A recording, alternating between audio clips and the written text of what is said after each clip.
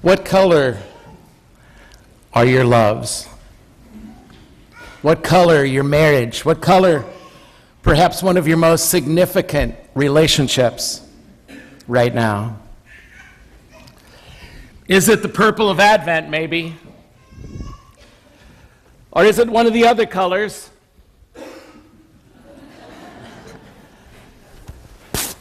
The green of ordinary time? Or maybe the red of Good Friday or Pentecost? Or is the color of your love the golds of Easter, the great 50 days of Easter? Or the white of Christmas? What is the color of your most significant relationship right now in your life? The colors of the seasons of the church mark the seasons of love. They're not just cute decorations. They mark the seasons of love for us. These are the colors of every love in our life. Every love will go through these seasons in their time, over and over again. As a matter of fact, the seasons of the church happen in every relationship, and every one of these seasons happens. The season of Advent, the season of Incarnation, Epiphany, Ordinary Time, Lent, Good Friday, Resurrection, Pentecost. We wear these colors in our loves over and over again. When Christmas underlines, that Christmas is this one right here. When Christmas underlines the fleshiness of our humanity and the messiness of our humanity and the expressions of love that are so comforting, this is the color of that relationship. Epiphany reminds us of the color gold, of manifested love, of the glories of love. Ordinary times remind us. The green reminds us of the ordinary things. The ordinary that's part of every relationship when things get very ordinary but still carry for us the extraordinary.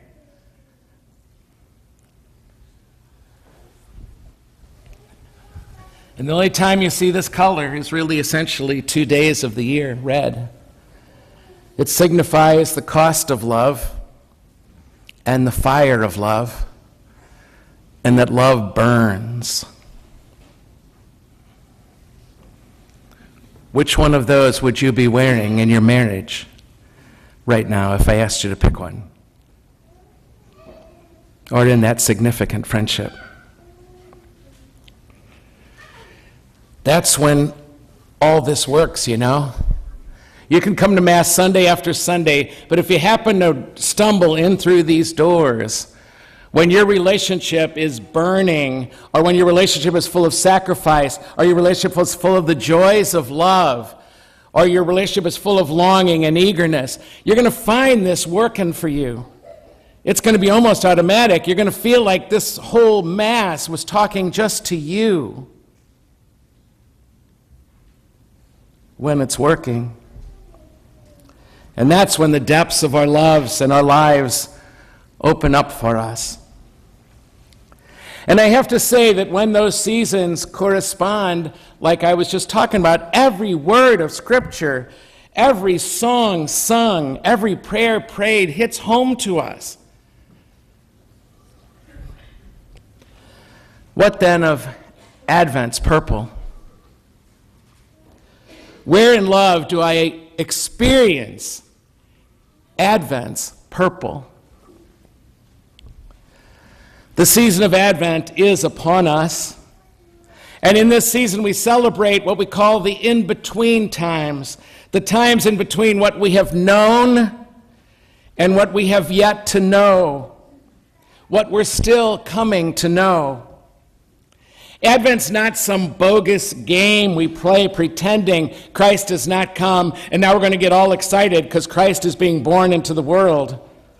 That's more like a birthday party. And this is way more. Christmas is way more than a birthday party. No, Christ has come.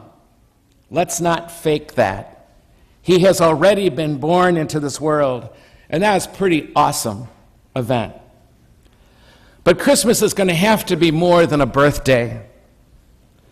What we are celebrating with our purples and with those sparkling candles in the darkness is the mystery of another person being born again into our lives. It's the mystery of another person still and always emerging for us. He has come, but more of him is coming always. The veil has lifted off of God in that human being's life, but there's more to that human being's life than we have yet to know. What I know of Christ is real, but there's much more of Christ to be known by me than I know at this point in my life, that is still and always being revealed to me. And if we forget that, if we forget that I can know Christ better, if I forget that I can still be surprised by the wisdom of this life and that leadership and the salvation, the redemption that's there for me, if I forget that there's more to be had here, that there's more of a fullness to come, I lose. We lose. This season of the heart we call Advent happens not just between me and Jesus in this very personal relationship, but it also happens in our friendships, and it happens in our families. And if we don't get this, we lose.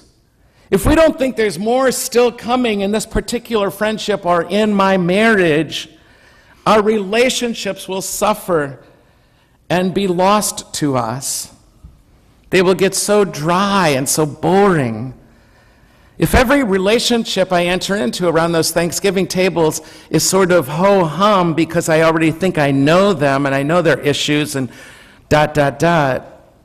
it's going to stall right there. There will be nothing to look forward to. Yes, friendships and marriages get boring, but they don't have to get boring because circumstances keep changing around that person. And my friend or that spouse of mine can now be seen in a very different light because of this that he or she is going through right now, or the setting of this relationship that is changing all the time. There's always, always more being revealed, them to themselves, them to me to myself, me to them, even after all these years of being together. Because that's what happens in love. That's precisely what happens in every relationship. Truth is, in every marriage, in every friendship, there's something that has already begun, and it's good. But that's always still just the beginning. Whether your relationship is at a low point right now or a high point, truth is, there's so much more to be had here. And if I think I know him or her now, I ain't seen nothing yet. There is more to be known. We know them. We will never finish knowing them. Even after 50 and 60 years, we will never finish knowing them. This is an amazing mystery that we call love. Just a couple of weeks ago, I was sitting in a restaurant. It was the weirdest thing.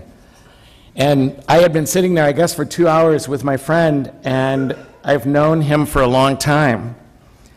And we were engaged in this conversation I really thought nothing of, except I know I was really eager to be there. I was eager to walk away with something new from our time, even after 40 years of friendship, seeing each other often, very often in that time. So I wasn't aware of anything other than I was just in this conversation over lunch.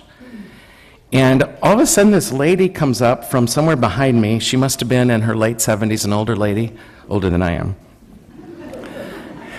And she said, "Excuse me, do you mind if I interrupt?" I said, "No." I wondered what was up. I thought she might have lost her contact lens or something. She said, "Forgive me for saying this, but I've been watching you guys, and I really haven't been trying to listen, but I have overheard snippets of your conversation." She said, "And I just have to say thank you.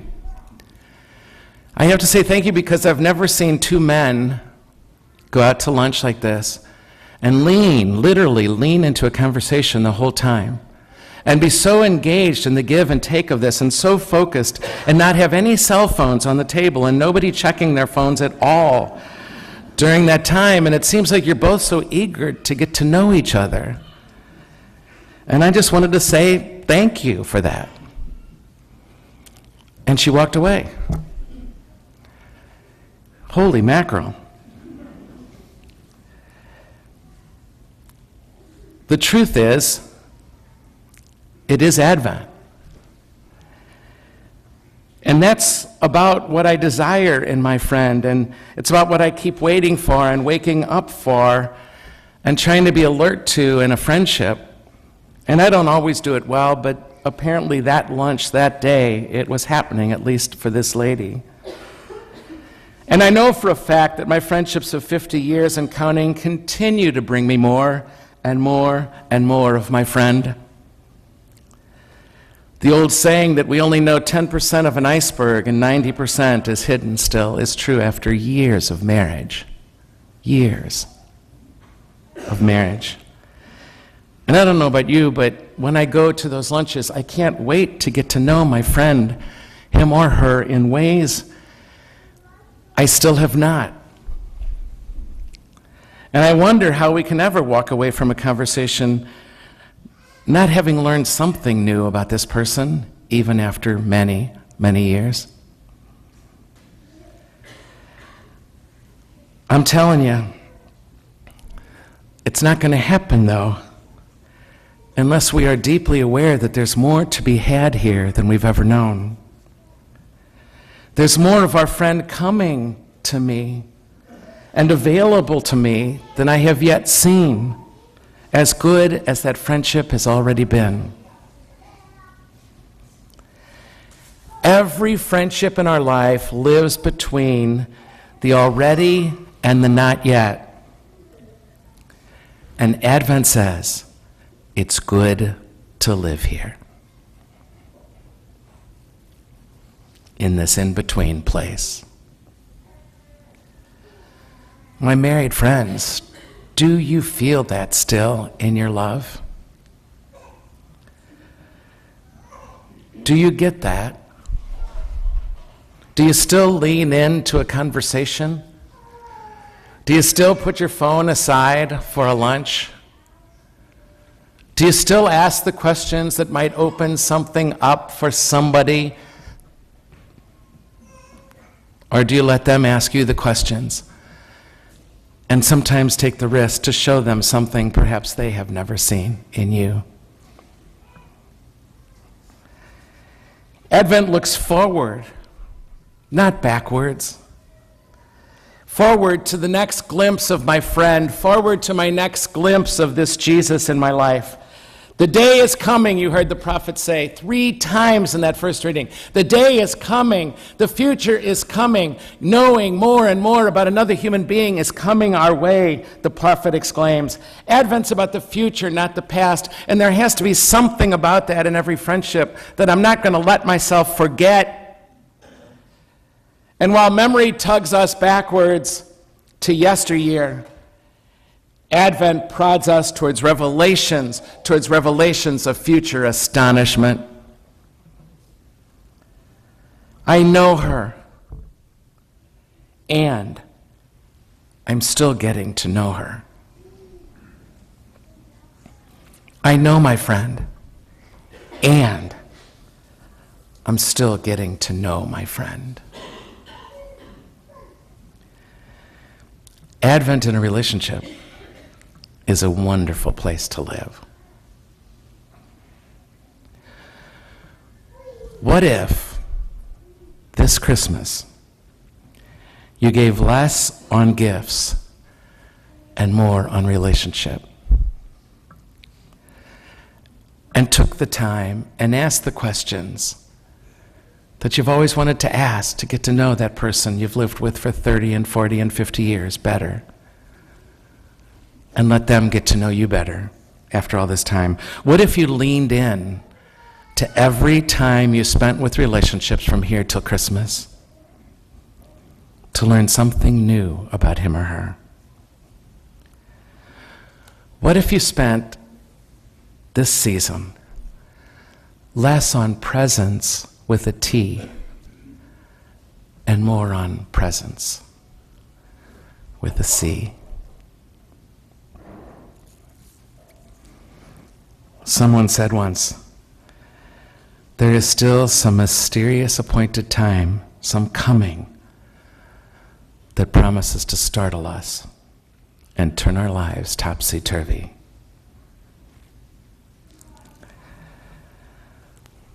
A lot of my Protestant friends who are ministers in their churches now have discarded the colors of the seasons and vestments for blue jeans. When we go to lunch, we argue about it a lot. But I wouldn't trade these colors for the world, because these are the colors of love. How do your relationships look in